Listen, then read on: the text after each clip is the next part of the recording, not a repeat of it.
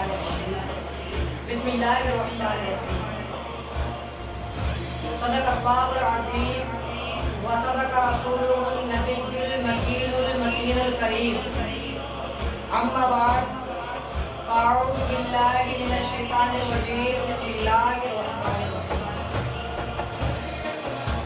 جناب احمد مصطفیٰ محمد مصطفیٰ صلی اللہ تعالی علیہ وآلہ وسلم کے بارگاہ میں پناہ گھوم کر درود پاک کا ہدیہ نچھاور کرائیں، پڑھیں بآواز بلند اللہم رب محمد صلی اللہ علیہ وسلم صلاۃ و سلام علیک یا رسول اللہ صلی اللہ تعالی علیہ وسلم۔ آج کا جو ہمارا بیان کا موضوع ہے، موضوع شرک کا بیان ہے۔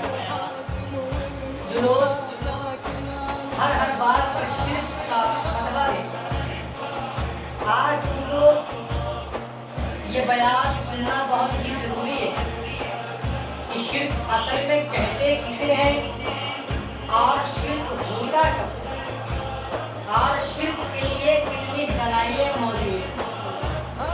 آج ہمارے معاشرے میں عقل کے اندھے، دیو کے بندے، نارائن خبیث کچھ لوگ ایسے ہیں جو غیر مذہب ہیں، وہ لوگ آتے ہیں، ذرا سا علم لیا، 7 دن کے جماعت میں گئے، 3 دن کے جماعت میں گئے، 1 مہینہ قافلہ کیا، 1 مہینہ اعتکاف کیا، گئے وہیں کھائے بنائے گندگی پھیلائے، پھر آ کر کے شرک کفر بدعت اس طریقے سے ماحول ہمارے مذہب اسلام میں دیکھا جاتا ہے۔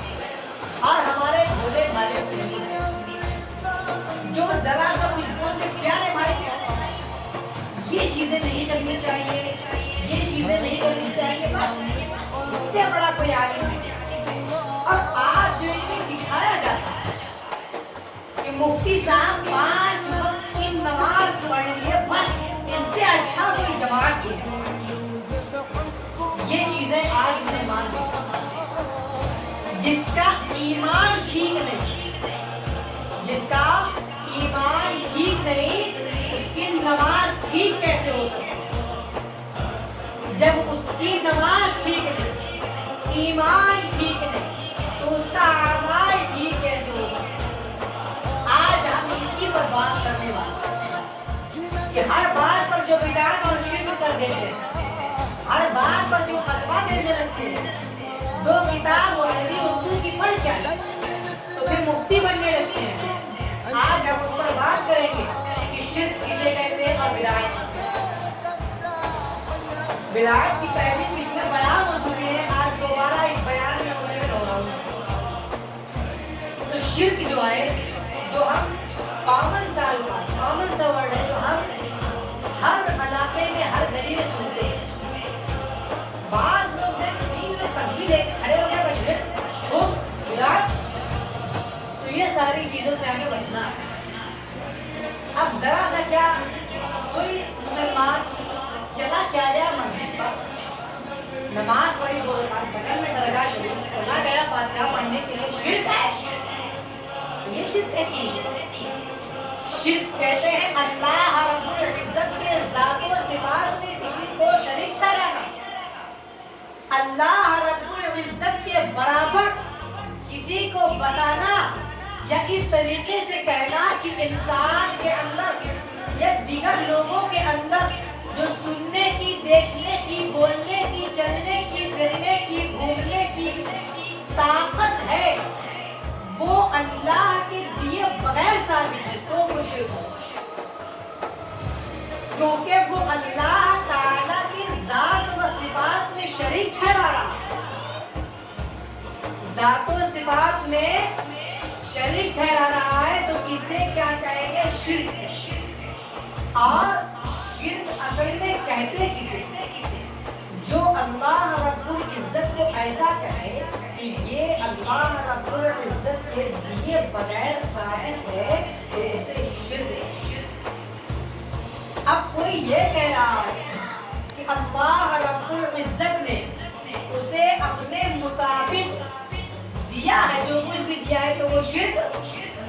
होगा। अल्लाह रब्बुल इज्जत ने अगर किसी को उसके मुताबिक जो दिया, कि अगर आपको अल्लाह ताला ने देखने की कुव्वत दी, आपको बोलने की कुव्वत दी, आपको समझने की कुव्वत दी, आपको चलने की कुव्वत दी, आपको खाने की कुव्वत दी, तो ये अल्लाह रब्बुल इज्जत के सिफात में ये शरीक ठहराना नहीं होगा, क्योंकि अल्लाह रब्बुल इज्जत ने उसे अताई तौर पर साबित किया है। और इसका सबूत अगर चाहिए तो कुरान पाक के पारा नंबर 19 रुकू नंबर 29 में है, फजअलनाहु समीअन बसीरा, यानी मैंने इंसान को सुनने और देखने वाला बनाया है। मैंने इंसान को सुनने और देखने वाला बनाया है, ये कुरान से हवाला। बाद लोग क्या कहते हैं, जरा से हमारे प्यारे भाई लोग मजार शरीफ पर क्या चले गए, दीगर जगहों पर क्या चले गए, तो ऐसा कहते हैं शिर्क कर दिया, कुफ्र कर दिया, और बोहतान लगाते हैं कि अहले सुन्नत वल जमात ये करता है। बोहतान लगाते हैं कि जितने सुन्नी मुसलमान हैं सब बिदअत करते हैं, सब शिर्क करते हैं। तो सुनो, हमारे सुन्नी भाई जो है, जो भोले भाले हैं, नहीं जानते, वो हो सकता है कि ऐसा करते हो, लेकिन हदीस पाक जो फर्स्ट हदीस पाक मिशकात शरीफ की है, इन्नमल अअमालु बिन्नियात, अमल की दारो मदार नियत पर है। अगर मेरे सुन्नी भाई की नियत ये होगी कि हम मज़ार मुबारक का ज़ियारत करने जा रहे हैं, हम वहाँ फातिहा पढ़ने जा रहे हैं और अल्लाह के वली के सदक़े में अल्लाह रब्बुल इज्जत से दुआ करने जा रहे हैं, तो ये शिर्क नहीं होगा, इसे शिर्क नहीं कहेंगे, ये शिर्क माना जाए। अब बेदगार मुसलमान आते हैं वो क्या कहेंगे, और हमारे ख्याल से जो मुसलमान है ये नहीं, जो लोगों को कहे कि तुमने शिर्क कर दिया, तुमने कुफ्र कर दिया। मुसलमान भाई ऐसे फतवे देना बंद करो, और अगर फतवा देना है तो इफ्ता हासिल करो, मुफ्ती बनो तब फतवे दो आके कि शिर्क किया या कुफ्र किया। और सुनो किस तरीके से आला हजरत ने इसका तरीका बयान किया है। अगर तुम कहते हो सुन्नियत पर बोहतान लगाते हो कि सुन्नी ये करता है, सुन्नी वो करता है, अहले सुन्नत ये करता है, अहले सुन्नत वो करता है, बिदअत करता है, शिर्क करता है, कुफ्र करता है, तो सुनो मेरी बात, आला हजरत ने ताज़ीम किस तरह बताई है। आला हजरत ने मस्जिदों की भी ताज़ीम बताई है, मदरसों की भी ताज़ीम बताई है, खानकाहों की भी ताज़ीम बताई है, और ताज़ीम किस तरीके से बताई है। आला हजरत ने ताज़ीम क्या बताई मज़ार मुबारक की। अगर आप मज़ार मुबारक पर जाएं तो पहले वजू कराएं, वजू करने के बाद में मज़ार शरीफ से 10 कदम दूर हटें और 10 कदम दूर रहकर फातिहा करें। यहाँ तक के शरीयत ये भी इजाजत नहीं देती कि कोई मुसलमान मज़ार मुबारक को छुए या चूमे, उसकी भी शरीयत इजाजत नहीं देती। अब सुनो, आला हजरत ने ये तरीका अपने किताबों में बयान फरमाया है। जो नहीं जानता, जो इल्म नहीं सीखा है, वो ऐसा कर रहा है। और एक बात काबिल गौर बात एक और भी है कि हमारे ऊपर जो इख्तिलाफात है वो हमारे जाहिलों की वजह से है, और इन मजहबों के ऊपर जो इख्तिलाफात है वो उनके उलमा की वजह से है। अब कुछ लोग ये सोचेंगे कि आखिर मौलाना बैठते हैं तो सुन्नी और देवबंदी क्यों करते हैं। अब सुनो असल बात क्या है। हमने कहा कि हमारे रसूलुल्लाह सल्लल्लाहु अलैहि वसल्लम सारे जहान का इल्म रखते हैं, अल्लाह रब्बुल इज्जत ने उन्हें इल्म अता किया है। अब ये भी मैं कह रहा हूँ तो कोई देवबंदी जाहिल खड़ा होकर ये भी कहेगा ये मौलाना शिर्क बयान कर रहा है, ये कारी शिर्क बयान कर रहा है, लेकिन आशिर शिर्क की चीजें मैं पहले आपको बयान कर चुका हूँ। लिहाजा गौर करें, अगर कोई वहाबी इस वीडियो पर आए या नाज़रीन में अगर कोई वहाबी हो तो उसमें ये भी जाने कि हाँ शिर्क की तारीफ मैंने पहले बयान कर दी है। अगर कोई नाज़रीन में से आता है, देखने वालों में से आता है, तो पूरा बयान सुनेगा, थोड़ा सा बयान सुनने में इंसान गुमराह हो जाता है।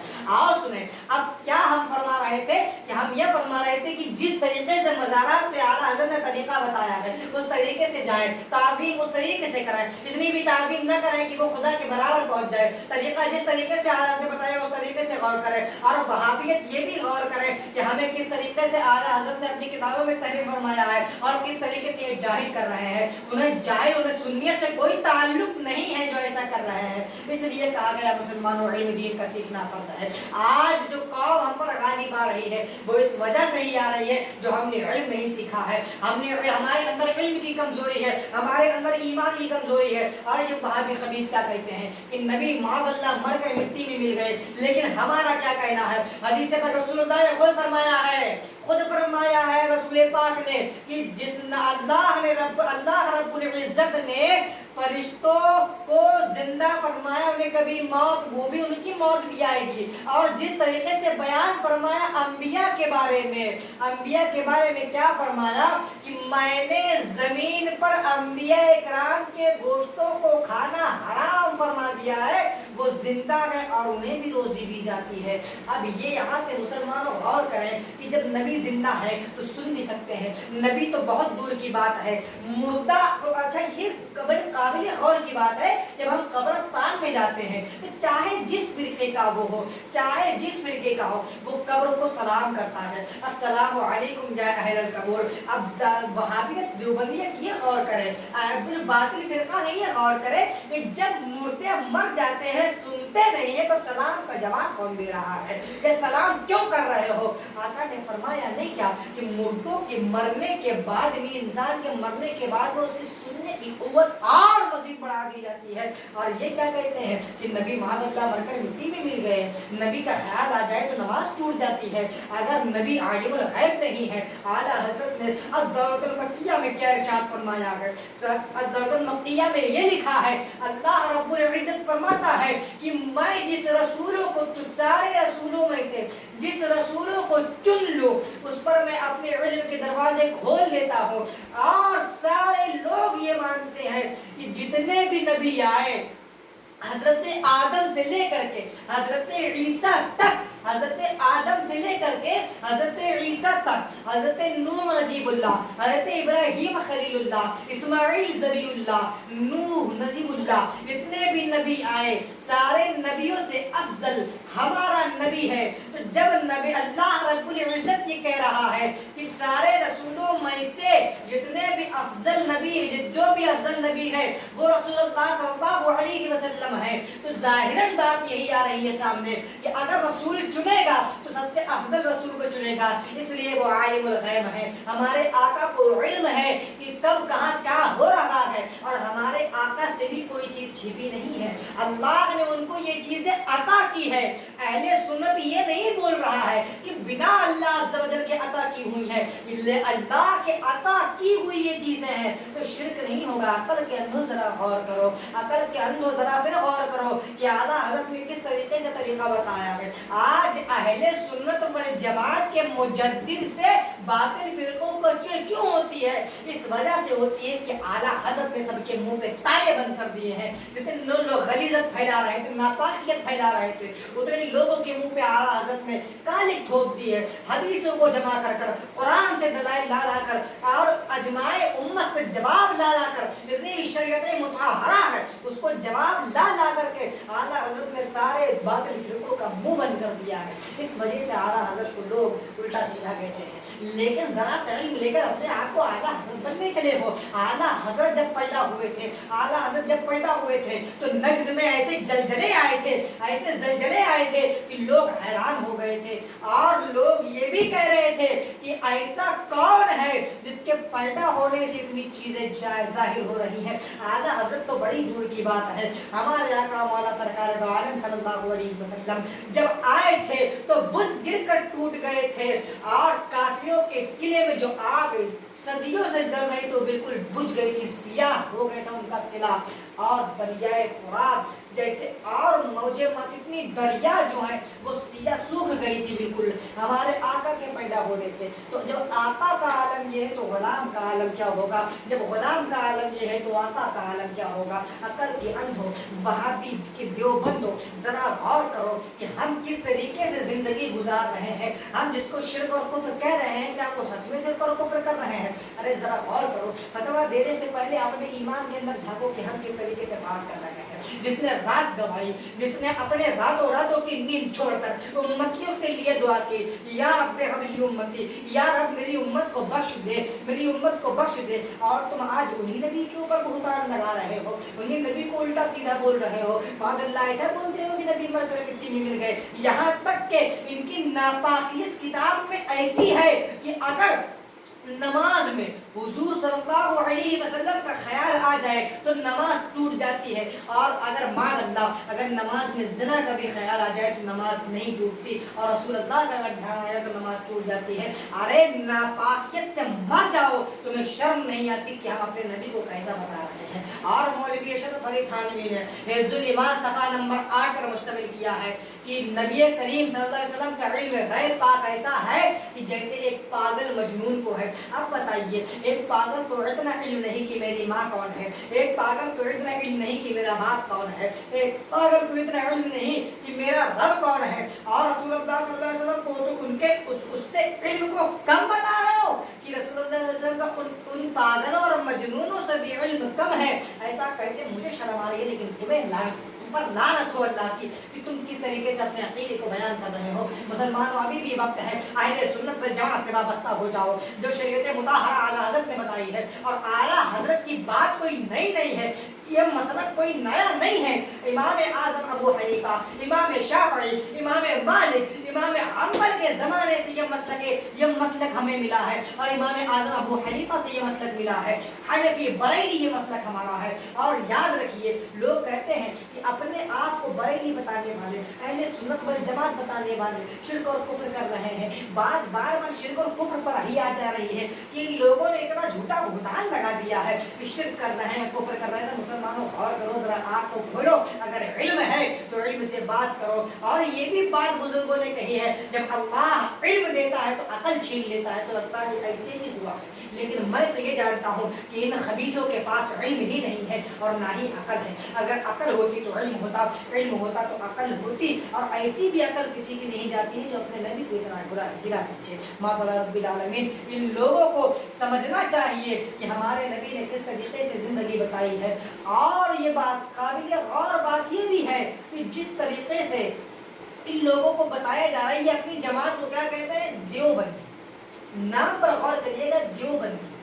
دیو کہتے ہیں شیطان کو، اور بندی جو ہوتا ہے، بندہ جو ہوتا ہے، وہ یہ جینس کے ٹائپ میں آتا ہے بندہ، اور بندی جو ہوتا ہے وہ لیڈیز۔ تو جب دیو ہے تو پھر بندی، تو تم دیو کی عورت ہو جو اپنے آپ کو دیوبندی کہتے ہو، شرم کرنی چاہیے، شرم کہ دیو کسے کہتے ہیں اور بندی کسے کہتے ہیں۔ جو انسان فرقہ دیوبندی، اور نبی نے یہ بھی فرمایا ہے کہ 73-72 فرقے ہوں گے جس میں سے ایک گروہ جنتی ہوگی۔ یہ بھی نہیں فرمایا کہ ایک فرقہ، کہا گروہ، جماعت ایک ایسی ہوگی جو اہل سنت والجماعت ہے۔ نام آقا نے نہیں لیا، نام آقا نے یہ کہا کہ ایک جماعت ایسی ہوگی جو جنتی ہوگی، اور آج کی جنریشن میں جتنے فرقہ ہے باطلہ ہیں وہ فرقہ کر رہے ہیں، اور ایک ایسا ہی اہل سنت والجماعت ہے جو جنتی ہے۔ ہمارے آقا نے بشارت دی ہے، اور میں اپنے مسلمان بھائی کو کہنا چاہ رہا ہوں کہ اہل سنت والجماعت سے بھی وقت ہے وابستہ ہو جائے، لیکن نماز دے کر ان پر نہ جائے، ان کی تقویٰ طہارت دے کر ان پر نہ جائے۔ یہ اتنی ناپاکی پھیلاتے ہیں کہ میرا مسلمان بھائی کے خنجروں میں ڈوب جاتا ہے۔ ان کا جو میٹھا خنجر ہے نا، وہ اگر سنیت پر چل جائے، اگر مخلص سنی ہوگا تو نہیں چلے گا، جو گمراہ ہو جائے گا۔ گمراہیت دیوبندی ہے، ٹھیک ہے، جو گمراہ ہو چکے ہمارے پیارے بھائی، وہ ابھی بھی ان کے پاس وقت ہے کہ وہ اہل سنت والجماعت سے وابستہ ہو، توبہ کریں، اور کسی پیر کامل بریلی شریف سے مرید ہو بیعت کریں۔ وآخر الدعوانا الحمدللہ رب العالمین، وما علینا الا البلاغ۔ السلام علیکم ورحمۃ اللہ وبرکاتہ۔